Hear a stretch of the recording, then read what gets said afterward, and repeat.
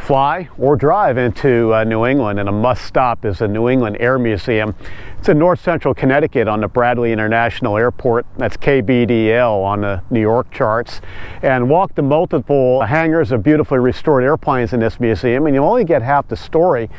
The other half of the story is one we're going to tell today, and it's how these airplanes are so meticulously restored. It takes a lot of volunteers, lots of parts, lots of time, and a lot of money. Let's go to the production hangar and find Bob Vozzola. I'm in charge of the restoration shop. Normally, this is an area people don't see. This is the floor where we bring the aircraft in to either preserve or restore the aircraft, so when it gets to the floor of the museum, it'll look museum quality.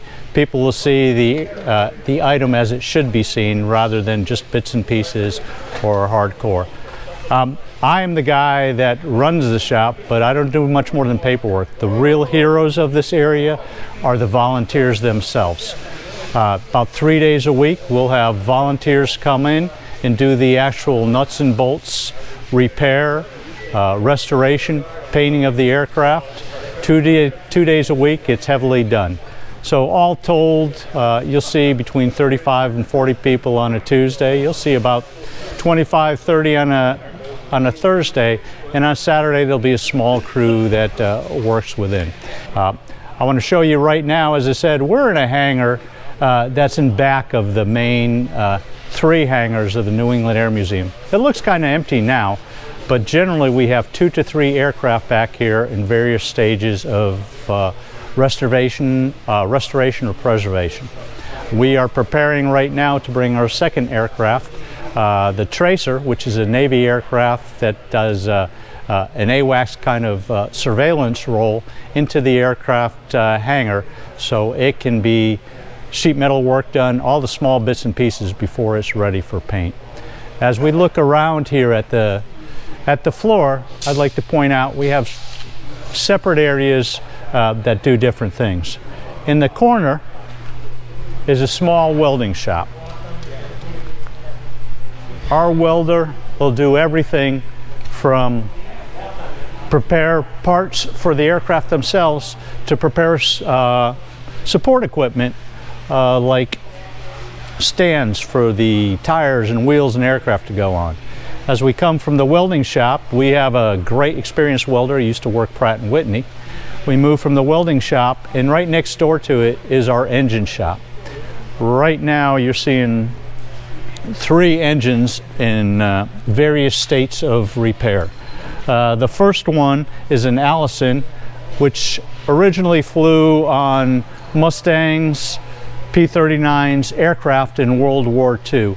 So it was a real workhorse of World War II. Next to it is a small Piper powerhouse. It's a Continental motor that we're preparing for a loan for a local aircraft organization to show the museum's quality. And right next to it is, on the end, is just midway through on the Griffin engine. It was a Rolls-Royce built engine that came out the end of World War II. Very heavy workhouse, a lot of horsepower, had so much torque they had to have 2 propellers on it that worked in opposite directions, contra-rotating. And when we put this together between the Allison, another Rolls-Royce Merlin that's on the floor now, and the Griffin, we'll have the story of the engine development that went in World War II, that went from the Mustang as it flew, the Mustang as it became an iconic aircraft, and the Mustang that was used in the racer in the past. So this is the engine shop. As we're moving along to the other side, you see a big open space. This is what we're preparing for the Tracer. But on the other side of the hangar is the machine shop. Some of our machinery is as old as the historic aircraft themselves, but in skilled hands, it is something that allows us to really prepare the pieces, the replacements for what we need. So our machineries, from the Bridgeports to the lathes to the drill presses, are handled again by volunteers, but a small crew. We have been lucky here at the museum. Several of these have been donated by local aircraft and avionic industry, people like Pratt, people like Hamilton Standard, who in the past, right now, have moved on to do this. It's the end of the life for them, but these pieces of equipment are the lifeblood of what we have here in the New England Air Museum. In most cases, the majority of the aircraft will come together, but there are bits and pieces that have to be manufactured specifically. And we do that in a manner of ways. We usually get tech data with the aircraft that'll have some pieces, but it doesn't spell out everything we need. Here at the New England Air Museum, we restore our aircraft to a static condition, meaning they're not meant to fly. They're meant to tell the story of the aircraft and be a quality that people can look at and see in one piece. So if we have the tech data, we'll use that, but in cases we have to get our guys to take what they need, and the machine shops will take a drawing, some dimensions, and we'll go back and forth in iterations to get what is specifically needed for that aircraft, that piece, that part, or that piece of support equipment we need to show the aircraft. So the machine shop is a key piece of what we do here within the museum. Behind me here is one of the three major preservations that we're working on right now. This is a one-of-a-kind aircraft behind me. The K-16B is a demonstrator that was flown by, or that was prepared by command for the Navy in the late 1950s and early 60s. The K-16B is the predecessor to what we know as the VS-22 Osprey. It was a demonstration of a tilt-wing aircraft that could do short takeoff and landing, to, if it worked to the concept, vertical takeoff and landing. This program was under a Navy contract. When the contract ended, the aircraft was at command, and then it was donated to the museum. This has been outside for us for years, and we're bringing it in here now to do what we call a preservation. The preservation basically takes the aircraft and puts it in a state where it won't degrade anymore. It doesn't go to a full restoration start to finish. So our volunteers here are taking this aircraft right now. We're closing up the holes that come in the cockpit. We're getting it ready for paint. We are getting all things in the rotor systems and the rest ready to show, to go back on display. The K-16B, as I said, is one of several one-of-a-kind aircraft that we have here at the museum. We're blessed with that type. You see people right now, they're working on sheet metal repair on the bottom. We've taken off the rotors and blades to get them preserved and restored for show again. But the aircraft here aren't always in brand new factory condition. They come in various stages. So we're patching up the holes, we're taking off the old paint, we're getting ready for the new. If you look at the wing, that is a concept that needs to be studied, and we have a team from Worcester Polytechnic Institute that they're doing their major qualification project on the performance characteristics of what this aircraft was due. It was flown full size in a wind tunnel in California. The next step of going to flight did not happen, but due to the analysis that the team is doing, we'll find out the characteristics, whether it could fly for real, and if it did, what its performance would be. So this, as well as being something for show, is something that is going into helping the engineers find out performance and working in the education, which is a big part of our mission here at the museum. As we walk along, we don't just do the aircraft as a whole. We take off components so we can do work individually. It's kind of a mix between a helicopter and a straight airplane. So they use what they call prop rotors. The rotor blades would be coming off of this. There are 3 on each rotor system. You see all the actuation and the pieces that would work as you would expect to allow the maneuvering and orientation of the prop rotor blades to work it like you would a helicopter for the listening system. So our crew chief for this aircraft, Rick Centauri, was an aviation maintenance guy in the Marines. He's an electrician now. He has worked in the past at Command itself. His dad worked in the, actually the flight support, test flight support. So our guys have a real background and affinity to some of these aircraft. What you're looking at now is an aileron from the Albatross, which is a Coast Guard aircraft that's outside of the hangar right now. And these aircraft, due to damage from the tornado, from winds and the weather, need some repair. What they're doing now is sheet metal repair to repair the structure using clecos and rivets to prepare it. The interior structure is metal. The exterior is a fabric. The fabric itself, once the structural repair is done, will have to be reapplied. So not everything you see is as today, where it was sheet metal, aluminum, titanium, exotic materials. This will be a fabric and dope system. And as you look at this, this is in pretty bad shape, which is why, rather than just patching, we're probably going to have to refabric this whole wing. And people like Tom, who's had experience in that, act as the mentors that'll teach a lot of our volunteers that don't have the full skill on fabric and dope repair what needs to be done. He'll guide them through the process. So mentorship is important. We work on a crew chief system where one person is responsible for the major project, and he takes the other volunteers and assigns them according to the need and according to their skills. So nowadays the tech schools give you a video on fabric repair.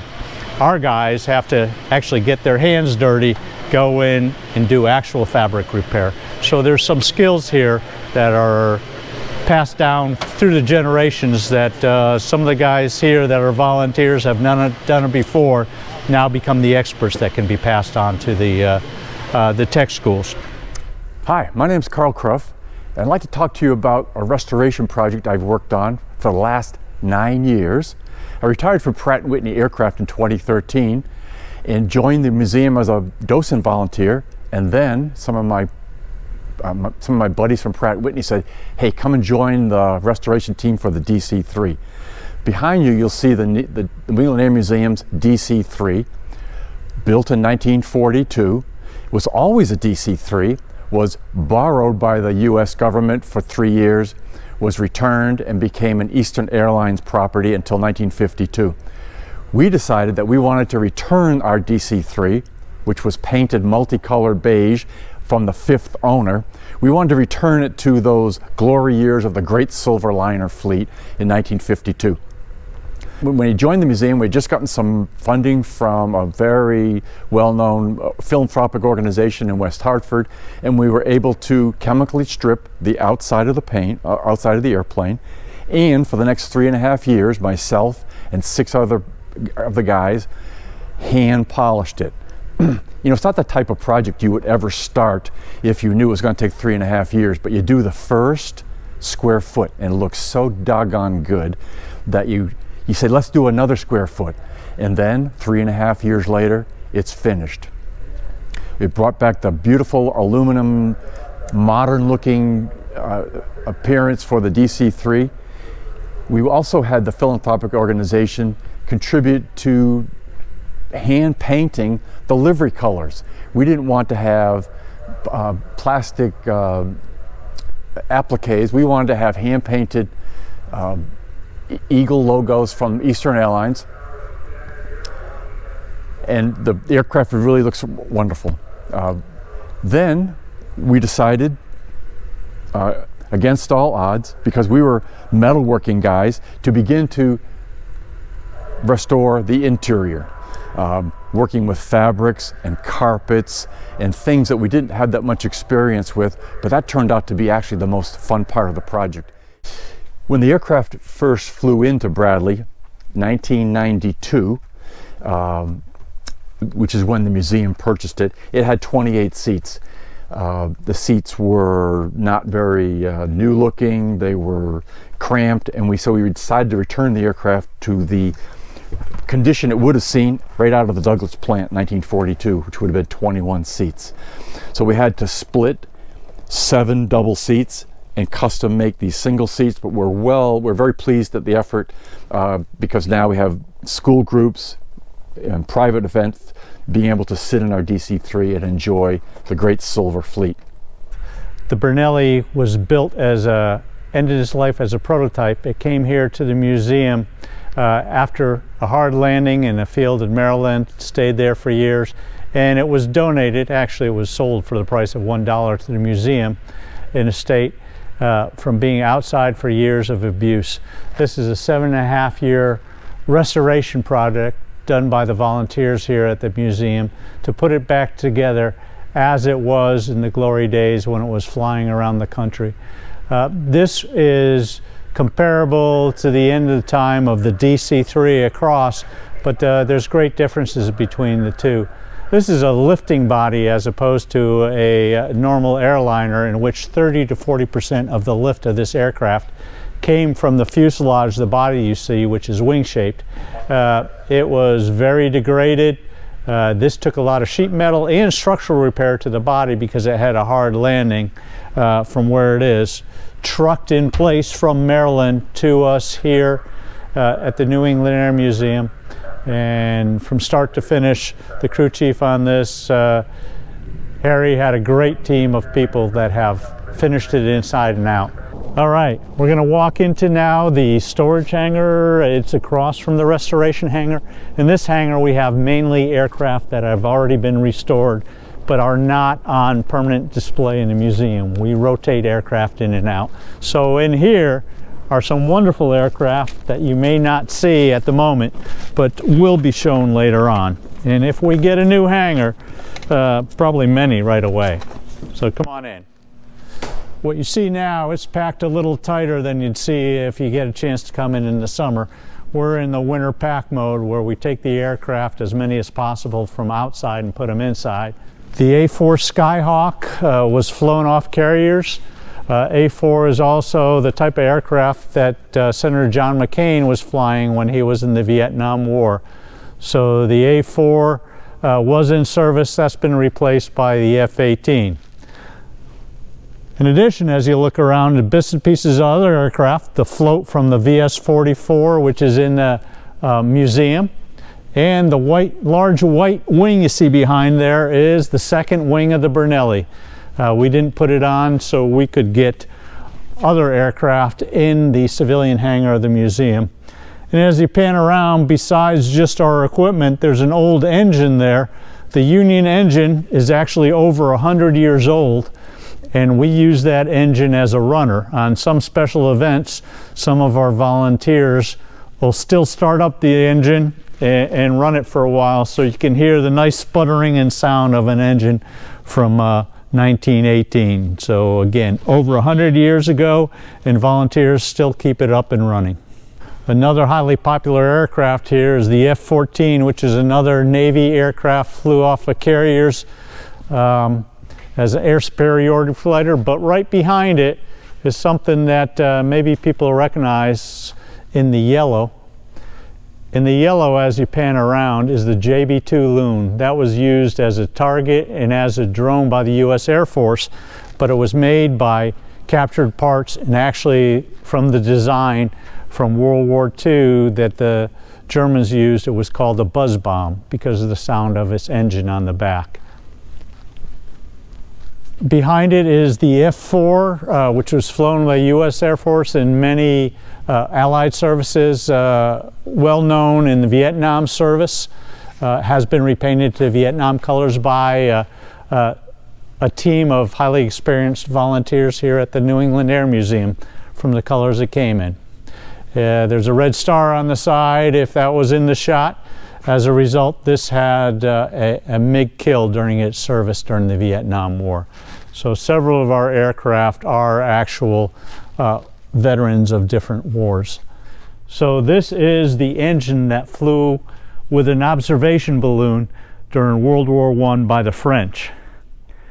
If you look at it, it looks kind of like an airplane cockpit because there's a seat and what looks like a steering wheel. The reason that's there is because if you had engine trouble in flight, the French airmen would go out, get in the seat, try to repair the engine while in flight. So a concept going back quite a ways. The unique aspect about this was actually on a dump being ready to go to scrap when they went to Goodyear for the blimp K-car that's within the museum. The team that went out to get the K-car saw this and asked if they could get this for the museum. They were told they could for the scrap value of a couple $100 that it would take, that they were going to get for it. The Nixon was flown starting airmail service for Colonial Airlines at the time by local here in Connecticut.